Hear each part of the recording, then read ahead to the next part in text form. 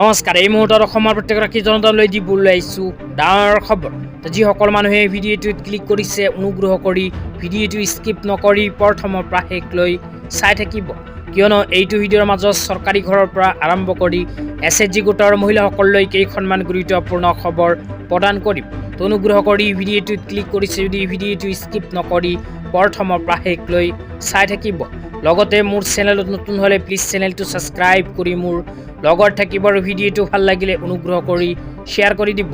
তো বলক ভিডিঅ'টো আৰম্ভ কৰি আজি প্ৰথমটো গুৰুত্বপূৰ্ণ খবৰৰ বিষয়ে বিস্তাৰিত জানি লওঁ। আজি প্ৰথমটো গুৰুত্বপূৰ্ণ খবৰ হ'ল চৰকাৰী ঘৰলৈ। তো যিসকল মানুহে চৰকাৰী ঘৰ পোৱাৰ বাবে আবেদন কৰিছিল সেইসকল মানুহৰ ভিতৰত অসম চৰকাৰে 3,25,000 মানুহক অতি শীঘ্ৰেই প্ৰদান কৰিব চৰকাৰী ঘৰৰ টকা।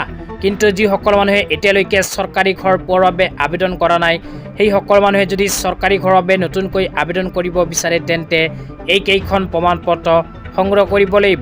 এইকেইখন প্ৰমাণপত্ৰ নথকাসকলে চৰকাৰী ঘৰ নাপাব।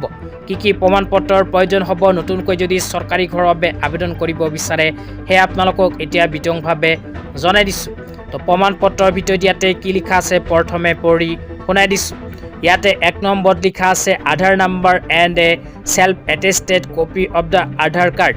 তো ইয়াতে 1 নম্বৰত কোৱা অনুযায়ী আপোনালোকৰ বাধ্যতামূলকভাৱে এখন আধাৰ কাৰ্ড থাকিব লাগিব।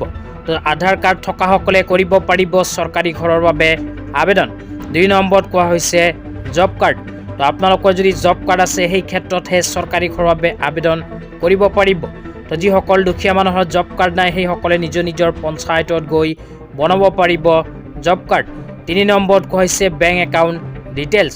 তো আপোনালোকৰ এখন বেংকৰ একাউণ্ট থাকিব লাগিব। তো বেংকৰ একাউণ্ট থকাটো বাধ্যতামূলক আৰু সেই বেংক একাউণ্টৰ লগত আধাৰ কাৰ্ডটো লিংক কৰি ল'ব। তাৰপিছত আৰু কি লিখা আছে পঢ়ি আপোনালোকক বিতংভাৱে জনাই আছোঁ, অনুগ্ৰহ কৰি চাই থাকিব। তাৰপিছত লিখা আছে স্বচ্ছ ভাৰত মিছন নম্বৰ। তো আপোনালোকৰ যদি চৰকাৰী টয়লেটত নাম আছে সেই নম্বৰটো দিব লাগিব। এইকেইখন প্ৰমাণপত্ৰৰ সহায়তে কৰিব পাৰিব চৰকাৰী ঘৰৰ নতুন আবেদন। তেতিয়া আপোনালোকক দিবলৈ আহিছোঁ আজি দ্বিতীয়টো খুবেই গুৰুত্বপূৰ্ণ খবৰ।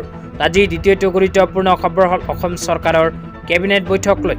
আপোনালোকে মোবাইল স্ক্ৰীণত চাব পাৰিছে অসম চৰকাৰে SHG গোটৰ মহিলাসকলৰ বাবে কেবিনেট বৈঠকত এনেকৈ এখন সিদ্ধান্ত গ্ৰহণ কৰিছে। ইয়াতে কি লিখা আছে পঢ়ি শুনাই দিছোঁ। ইয়াতে লিখা আছে কেবিনেটে মুখ্যমন্ত্ৰী মহিলা উদ্যমিতা অভিযানৰ অধীনত অতিৰিক্ত 1,07,532 গৰাকী আত্মসহায়ক গোটৰ সদস্যাক প্ৰাৰম্ভিক মূলধন মুকলি কৰাৰ অনুমোদন জনাইছে। ইয়াৰ জৰিয়তে ৰাজ্যজুৰি মহিলা উদ্যোগীসকলৰ বাবে আৰ্থিক সহায় আৰু অধিক সম্প্ৰসাৰণ কৰা হ'ব। আজি ইমানেই, ধন্যবাদ।